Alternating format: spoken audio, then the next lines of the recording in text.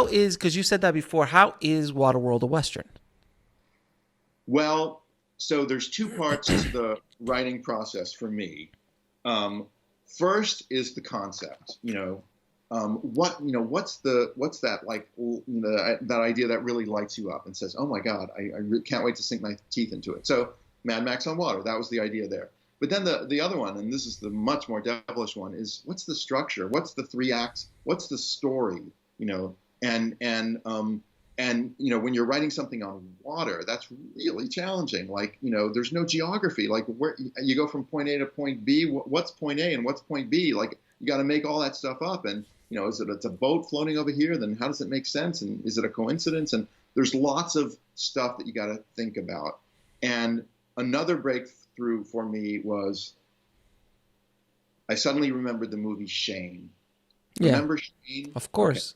Okay. Shane. Yeah. Homesteaders are trying to live peacefully on, the Wild West, and you got your bad guys, your pirates who want to take advantage of them. And here comes that, lone cowboy with a dark past that you don't want to talk about, you don't want to ask questions about, okay? He rides into town, Shane.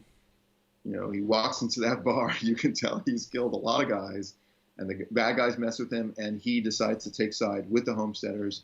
He fends off the pirates, and then he rides away. That's the structure of Waterworld. It's a Western. Shane has been stolen so many times as far as structure is concerned. I mean, I think Joe Esterhaus did it for Nowhere to Run with Jean-Claude Van Damme. I remember that was Shane.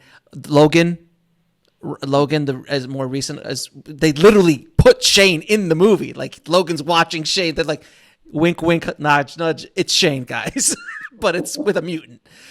Shane is such an amazing, that structure of that idea of that character of being the lone wolf who has a dark past, but yet he comes back towards the light by doing good, even though he might have killed God knows how many people in his past. Mm-hmm. He's such a powerful character. Why do you think that is? Why does that resonate so wonderfully with the audiences? And I teach writing. My wife and I do a creative workshop, and one of the things that we talk about is the fall from grace moment. All stories, it's part of the human condition, fall from grace. I mean, the Garden of Eden, even your birth is a fall from grace in some ways. You were in the womb, it was all glorious, and it was all good. We were warm, fed, everything was good. We had people loved us inside because mom loved us. So the question is, this is a really good exercise for writers, is think about the fall from grace for your principal character.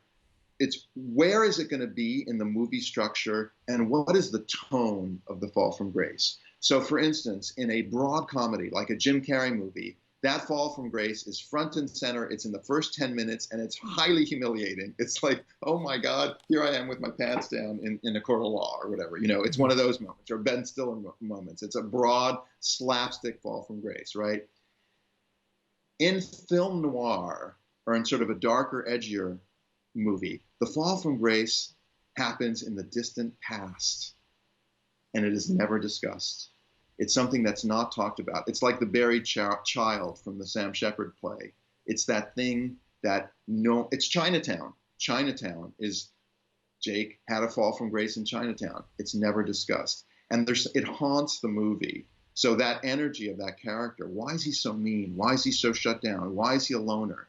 Well, he obviously has some stuff from his past that he doesn't want to talk about. In various drafts, we wrote those scenes, like the murder of his family and stuff like that. We just decided to take them out. It's much more interesting to not be discussed. You know what I mean?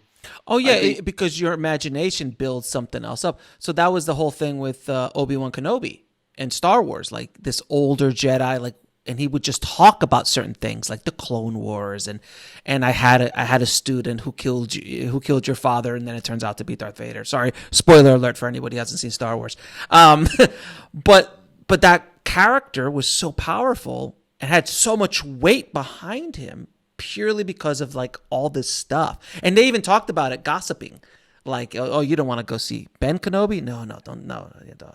It was really interesting. But you're right. That kind of, it's a very powerful character, a tool for your character is if you have this backstory, specifically a fall from grace is extremely powerful depending on your story, that drives the current narrative, like in Waterworld.